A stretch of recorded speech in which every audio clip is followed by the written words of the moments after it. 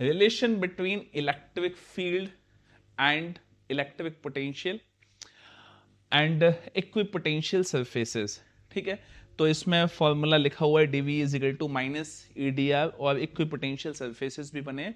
तो आगे बढ़ते हैं, धीरे धीरे जो भी क्वेश्चन हमें मिलेगा वो सॉल्व करते हैं। देखिए फर्स्ट क्वेश्चन ही बड़ा धांसू सा क्वेश्चन आ गया। Electric potential V as a function of distance x is shown in figure.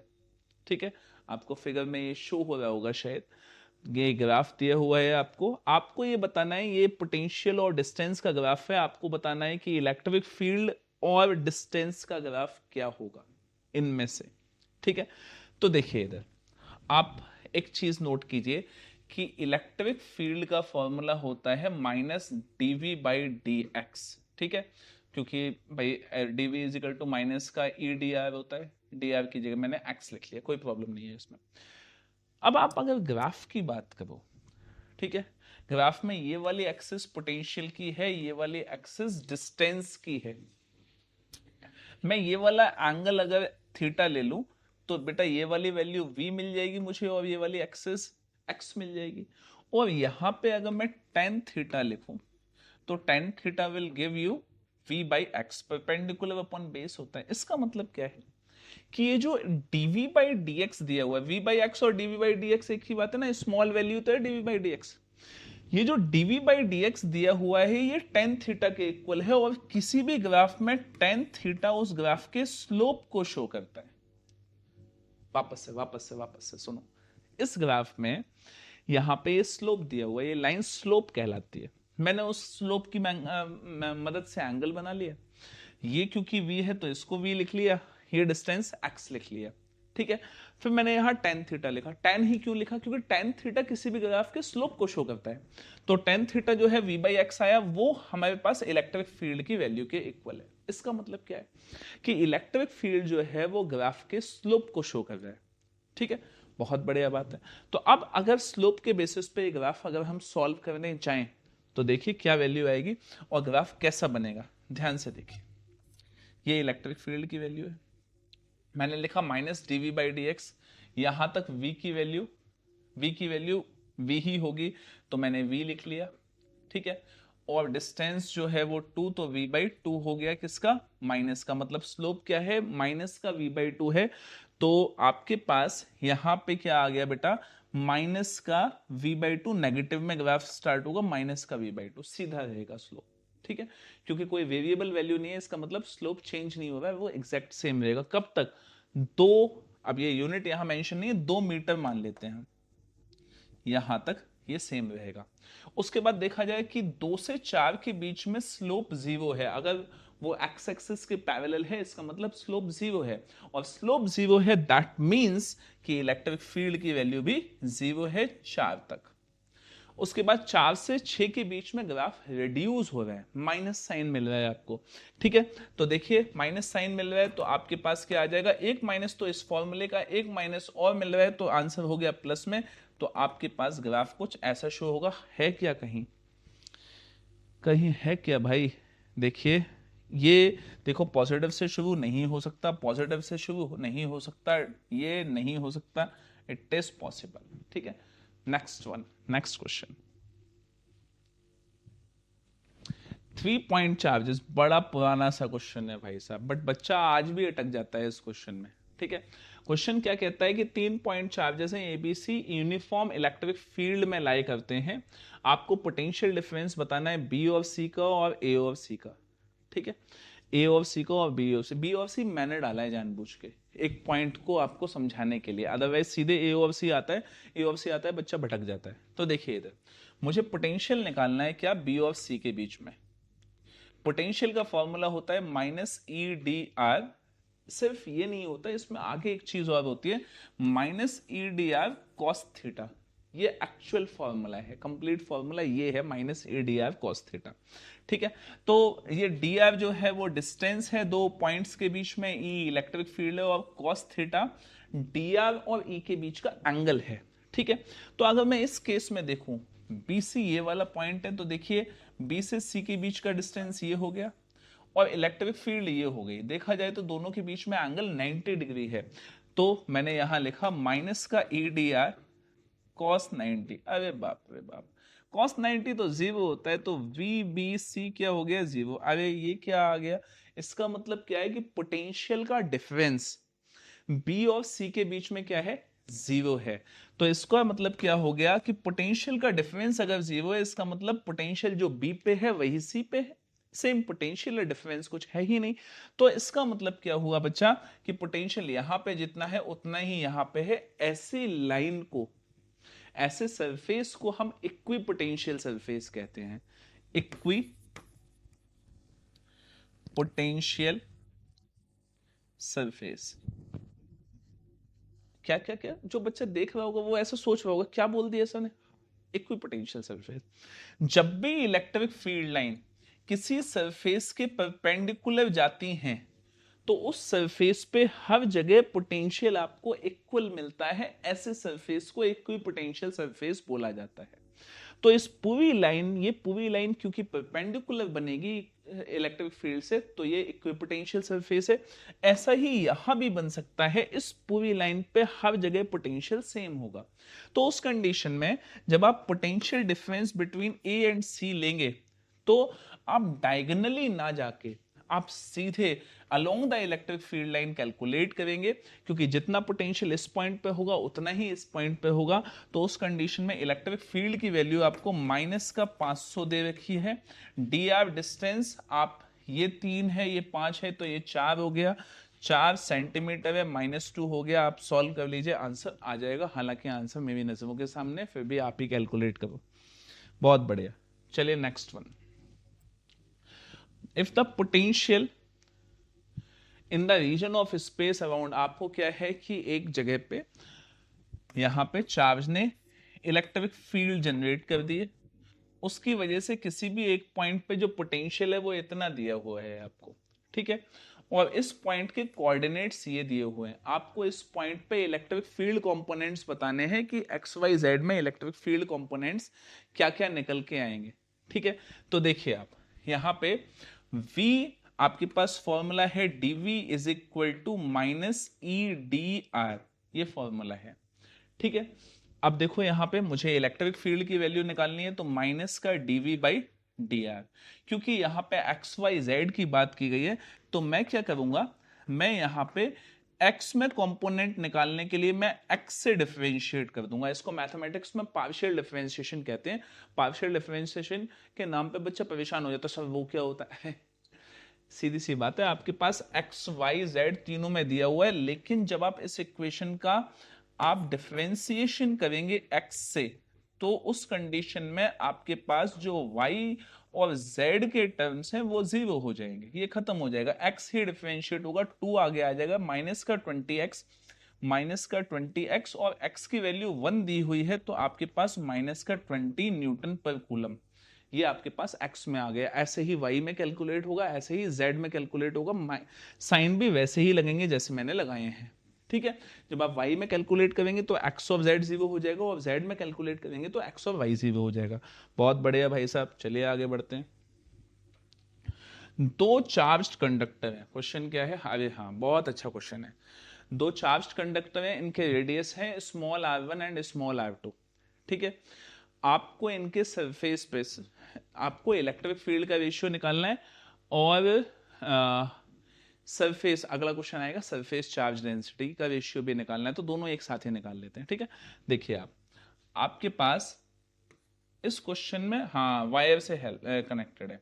आपके पास ये कंडक्टर है, इसके पास कुछ चार्ज है, इसका रेडियस स्मॉल r1 है, दूसरा स्मॉल r2 है, पॉजिटिव है। और हमने किया ये है, कुछ तो हमें करना ही था, हमने इन दोनों को वायर से कनेक्ट कर दिया।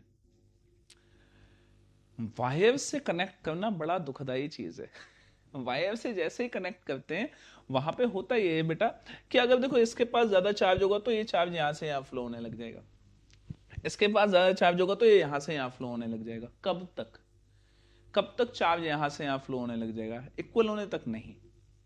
ये चार्ज तब तक फ्लो होगा जब तक दोनों बॉडीज का पोटेंशियल सेम नहीं हो जाता। जैसे ही दोनों बॉडीज का पोटेंशियल सेम हो जाएगा, चार्ज का फ्लो बंद हो जाएगा। क्या बात समझ में आ गई? इसका मतलब पोटेंशियल जो 1 का होगा वही पोटेंशियल 2 का होगा। और हमने पोटेंशियल और इलेक्ट्रिक फील्ड का रिलेशन अभी अभी देखा है, V is equal to E into R. Sir अभी तो आप डी आर बता रहे थे, हाँ वो स्मॉल वैल्यू के लिए है, कंप्लीट वैल्यू के लिए V is equal to E R लिखा जा सकता है। तो मैंने लिख दिया E1 into R one is equal to E2 into R two. तो E1 upon E2 is equal to R2 upon R1। ये आपके पास रिलेशन आ गया। अच्छा, आपसे एक और चीज पूछा जाता है, that is ratio of surface charge density. Surface charge density, ratio of surface charge density. अब सरफेस चार्ज डेंसिटी और इलेक्ट्रिक फील्ड का क्या रिलेशन है? एक फॉर्मूला है बच्चा, that is E is equal to sigma upon 2 epsilon naught. Sir गलत पढ़ा रहे हो आप, सिग्मा अपॉन 2 एप्सिलॉन नॉट पढ़ाया हम लोगों ने। मैं भाई वो बता रहा हूँ जो बच्चों के रिएक्शन होते हैं। सिग्मा अपॉन 2 एप्सिलॉन नॉट होता है electric field due to sheet. जब आप स्फेरिकल कंडक्टर से इलेक्ट्रिक फील्ड निकालते हैं तो सिग्मा अपॉन एप्सिलॉन नॉट निकल के आता है, आप चेक कर लीजिएगा एक बार, ठीक है। तो इसका मतलब है कि अगर मुझे सिग्मा चाहिए तो मैं E इंटू एप्सिलॉन नॉट कर दूं, तो sigma 1 upon sigma 2 is equal to E1 upon E2, क्योंकि एप्सिलॉन नॉट तो कैंसिल हो जाने वाला है। तो E1 अपॉन E2 क्या है? R2 upon R1। तो इसका आंसर भी क्या आएगा बेटा? Sigma 1 upon sigma 2 is equal to R2 upon R2। That's it, ये भी क्वेश्चन हो गया, ठीक है। तो अपन ने 2 क्वेश्चंस एक साथ कर लिए, ये उसी का आंसर हो गया, एक तीर से 2 शिकार कर लिए। चलो भाई, अच्छा क्वेश्चन है। 8 स्मॉल ड्रॉपलेट्स हैं, दोनों का रेडियस स्मॉल r है, ठीक है, और पोटेंशियल V है। दीज ड्रॉपलेट्स कोलाज हो जाते हैं, कोलाज मतलब कंबाइन हो जाते हैं, ठीक है। सर सीधे सीधे कंबाइन ही लिख देते, चलो ठीक है। To form a bigger drop of radius capital R with the potential of, find the potential of bigger drop. ठीक है भाई साहब, हुआ ये कि 8 नन्नी नन्नी सी ड्रॉप जिनके पास चार्ज रहा होगा और पोटेंशियल V रहा होगा, जिनका रेडियस स्मॉल r था, ये सब कंबाइन होके कैपिटल R रेडियस की बड़ी ड्रॉप बन गई। अब इसका पोटेंशियल आपको निकालना है, ठीक है। मैथमेटिक्स में शायद 10th क्लास में क्वेश्चंस आया करते थे। वो क्वेश्चन होते थे कि हमने 10th या 9th में कि स्फीयर्स हैं हमारे पास 3 छोटे छोटे स्फीयर्स हैं, उनको हमने मेल्ट करके बड़ा स्फीयर बना दिया, ठीक है। और बड़ा स्फीयर बना दिया तो आप बताइए कि उस बड़े स्फीयर का रेडियस कितना होगा। तो उस कंडीशन में हम करते ये थे कि छोटे स्फीयर्स जितने हैं उन सबका जो वॉल्यूम है वो बड़े स्फीयर के वॉल्यूम के इक्वेट कर देते थे, तो रेडियस निकल आता था। तो सबसे पहले तो रेडियस निकालना जरूरी है। तो देखिए, वॉल्यूम ऑफ 8 स्फीयर्स, 8 स्फीयर्स का volume is equal to volume of bigger, बड़ा वाला स्फीयर, ठीक है। तो 8 स्फीयर का volume volume volume volume 4/3 pi r cube is equal to, क्योंकि छोटे स्फीयर्स का रेडियस आपने स्मॉल r लिया है। अच्छा, बड़े स्फीयर का वॉल्यूम क्या? 4/3 पाई कैपिटल R क्यूब। 4/3 पाई 4/3 पाई कैंसिल हो गया। भाई साहब, इस क्यूब हटाने के लिए क्यूब रूट लो, R के ऊपर से हटेगा, R से भी हटेगा, 8 का क्यूब होता है 2, तो capital R is equal to 2R। बहुत बढ़िया। अब नया पोटेंशियल आपको लेना है, bigger potential. Potential of bigger drop is equal to, potential का फॉर्मूला तो के क्यू अपॉन आर ही होगा। तो इसके पास 8 ड्रॉपलेट्स का पोटेंशियल आया, तो मैंने 8 से मल्टीप्लाई किया, के क्यू डिवाइडेड बाई रेडियस कितना है? कैपिटल आर है, तो 8 इंटू के क्यू, और कैपिटल आर को स्मॉल आर की फॉर्म में लिखेंगे तो ये 2r हो गया। 2 से ये 4 बार कैंसिल, 4 के क्यू अपॉन आर। अच्छा, K Q upon R small potential होता है, तो बड़ा वाला पोटेंशियल, बड़का potential is equal to 4 times of छोटका पोटेंशियल। हाँ भाई, हो गया, 4 टाइम्स हो जाएगा, ठीक है। तो स्टार्ट करते हैं भाई। नेक्स्ट स्टार्ट क्या करते हैं? कंटिन्यूस करते हैं। इक्विपोटेंशियल सरफेस सीख चुके हैं आप। इक्विपोटेंशियल सरफेस इंटरसेक्ट नहीं करते। इक्विपोटेंशियल सरफेस जो है उसमें इलेक्ट्रिक फील्ड लाइंस पैरेलल होती है। इक्विपोटेंशियल सरफेस पे नेट रिएक्टेंस ही वो होता है जब चार्ज को मूव करवाते हैं। ये 2-3 चीजें आपको पता होनी चाहिए। चलिए, नेक्स्ट वन इज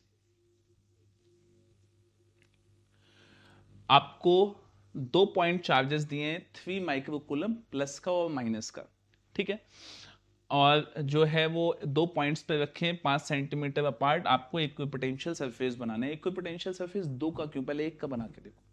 देखो इक्विपोटेंशियल सरफेस कैसा बनता है, प्लस चार्ज है तो इक्विपोटेंशियल सरफेस ये है,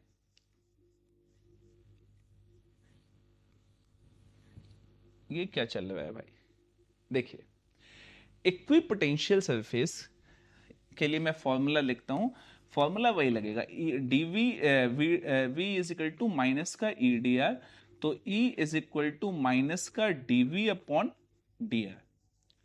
ठीक है बच्चा, अब देखिए यहां पे केस क्या बनता है, ये क्या बता रहा है कि इस फॉर्मूले के अकॉर्डिंग जाऊं तो देखो पोटेंशियल तो कांस्टेंट है, माइनस साइन हटा देता हूं यहां से, तो ई जो है वो इनवर्सली प्रोपोर्शनल है किसके, डी आर के।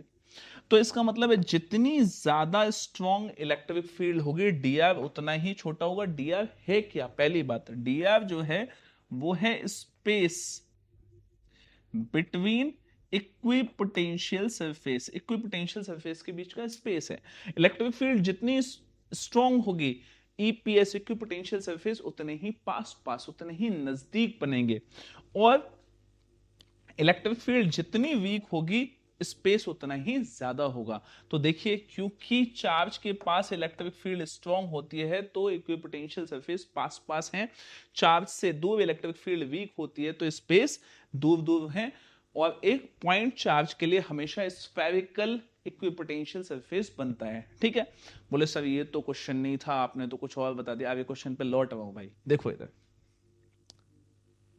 देखिए, अब यहां पे 2 चार्जेस हैं, +3 माइक्रोकूलम, ठीक है, और ये -3 माइक्रोकूलम, और डिस्टेंस भी है। एक बात बताऊं, तुम्हें बुद्धू बनाया है चार्ज की वैल्यू और डिस्टेंस देके, ना चार्ज से कोई लेना देना है ना डिस्टेंस से कोई लेना देना होता है ऐसे क्वेश्चंस में, सिर्फ लेना देना होता है चार्ज के साइन से। ठीक है, देखो पॉजिटिव है नेगेटिव है, तो पॉजिटिव से इलेक्ट्रिक फील्ड लाइन बाहर निकलती है, मैंने कहा 4 इलेक्ट्रिक फील्ड लाइन इससे बाहर निकली, 4 इलेक्ट्रिक फील्ड लाइन, ठीक है, सॉरी नेगेटिव है तो अंदर जाएगी।